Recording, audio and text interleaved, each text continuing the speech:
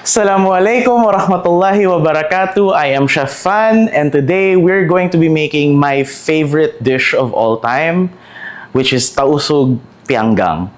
So this dish always starts with our famous pamapaitum, wherein you take whole coconuts and you literally burn it in a fire. So starting off, let's prep our aromatics. So we have onion and tomato. Start off by finely dicing your onions.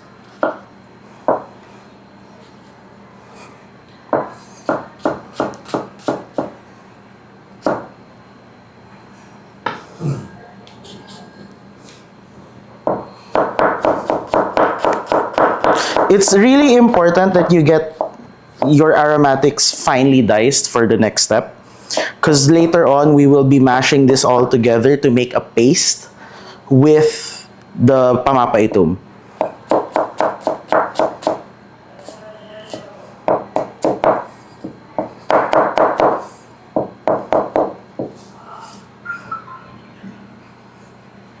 And you get your tomato.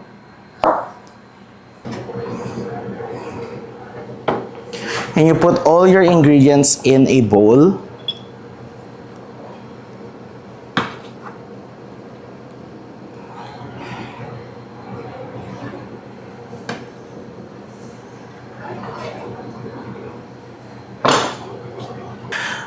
So now you have your tomatoes and your onions. We'll add our pamapaitum. 2-3 teaspoons of turmeric.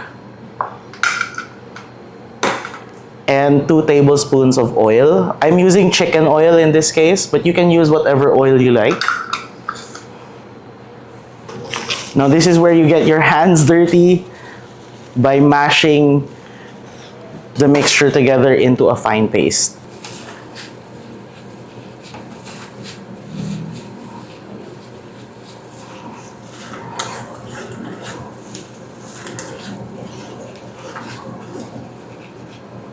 Now after mashing, we'll take each of our chicken and rub the chicken into the spice mix, the spice paste.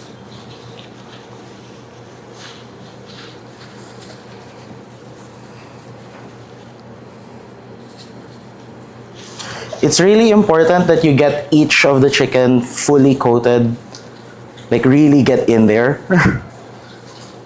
That way, the sauce and the spice paste gets full penetration all across the board. And whatever spice paste you have remaining, just put it on top.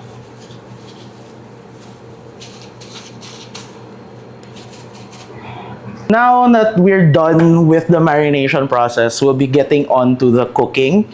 So starting off, at the bottom of your pan, the heat is already on. It's on a medium-low heat. So on the bottom of the pan, we'll be taking the green parts of the lemongrass and putting it at the bottom like this. Basically making a bed for your pyanggang to sit in while it cooks. And then we'll be placing our chicken skin side down for the first 3 to 5 minutes, and then we'll flip it.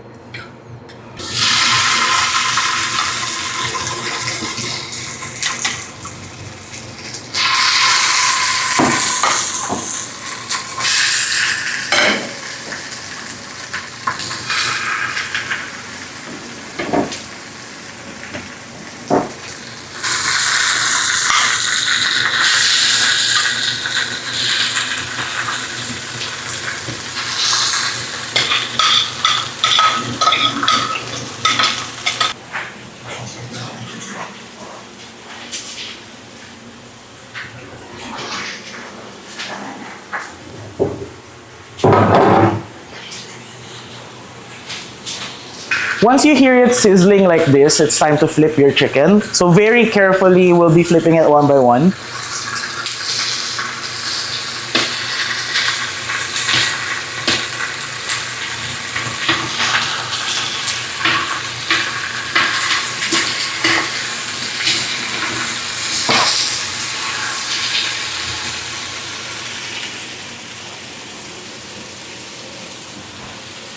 And from here, we'll be adding the coconut milk.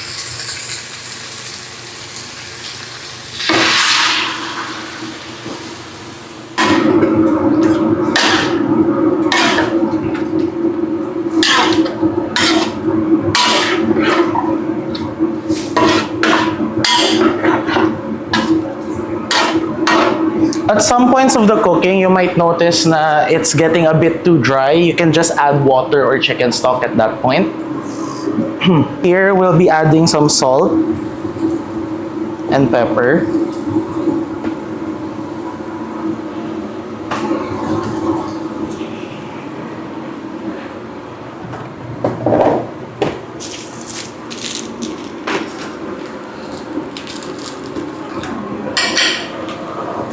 And a bit of MSG because I like it.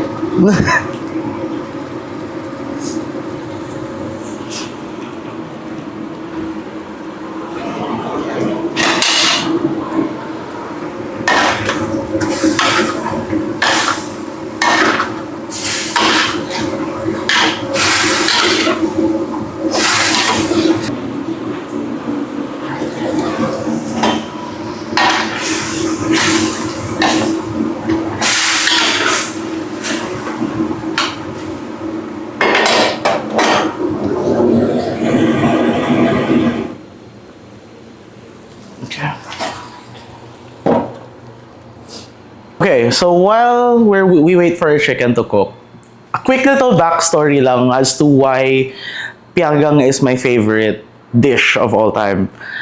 Growing up in a Tausug household, Pyanggang was definitely in our meal rotations. So in the week, we'd have chicken adobo, we'd have fried fish, we'd have another one of my favorites, which is called pialam, and we'd have Pyanggang in our rotation. And Pyanggang was always our Friday afternoon meal. And it was always special. And it was always something I look forward to. Until I grew up, decided to become a chef. I studied Italian cuisine, I studied French, I even studied Korean. But at the end of it all, I wanted to learn Tausug food. And Pyanggang was the first Tausug dish that I ever learned, and it was all uphill from there until I made a career in cooking and serving Tausug food, and I'm very happy with where I am now because of Pyanggang. And so it all started with this, and it's still going on because of this.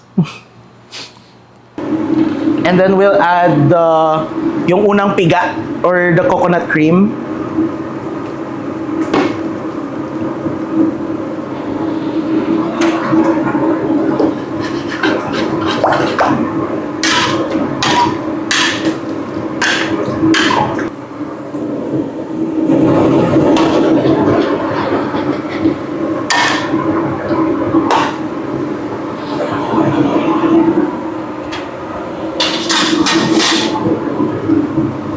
Why do you cover it?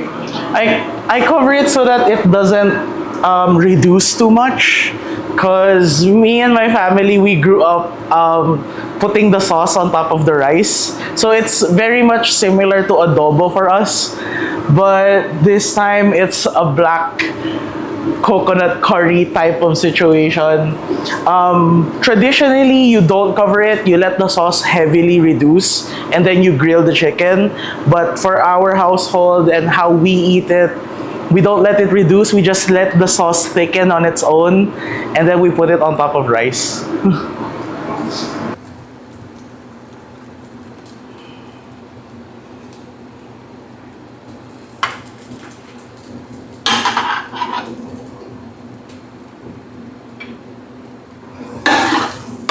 Little extra sauce on top.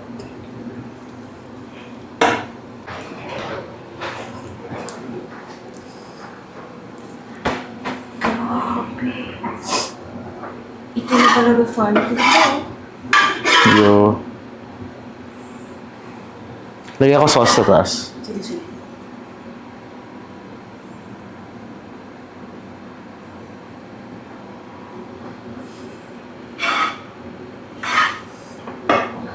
Okay, so there you have it. That's our chicken Pyanggang. Like looking at this now, it brings me back to childhood days ko. Back sa kitchen ng lola ko. And excited I'm excited. So, I'm gonna get a piece. This one. Bismillah.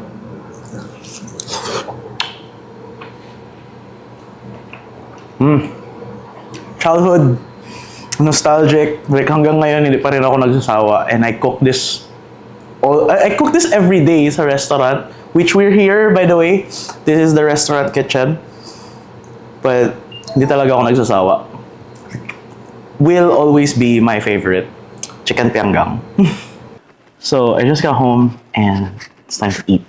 So I have some rice on here. And I'm just gonna like unceremoniously pour this on top. Oh, this feels like childhood. So yeah, Bismillah. Cheers.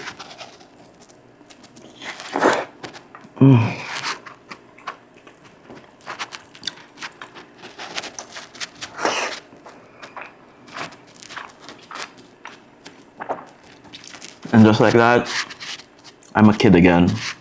Having my Lola's Pyanggang in the living room with all of my cousins. Today's a good day. So yeah, that's Chef Fan signing off. Assalamualaikum.